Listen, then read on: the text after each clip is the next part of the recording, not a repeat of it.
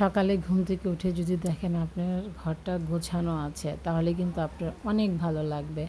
আর যদি সকালে ঘুম থেকে উঠে দেখেন আপনার সংসারটা এলোমেলো, এখানে ড্রয়িং কিচেনে সব জায়গায় যদি এলোমেলো দেখেন তাহলে কিন্তু ভালো লাগে না, অনেক কাজ একসাথে জমা হয়ে যায়।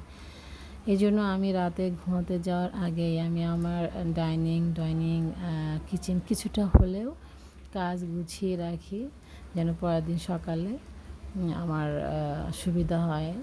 কারণ সকালবেলা ঘুম থেকে উঠে আসলে অনেক কাজ, অনেক নাস্তা বানানোর একটা প্যারা থাকে, স্কুলে যাওয়ার একটা প্যারা থাকে, সব কিছু নিয়ে এই জন্য আমি রাতেই কিছুটা কাজ করে রাখি।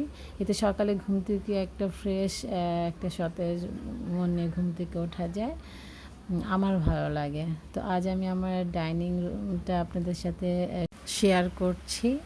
তো সবাই ভালো থাকবেন, সুস্থ থাকবেন। আজ এই পর্যন্তই। আল্লাহ হাফেজ।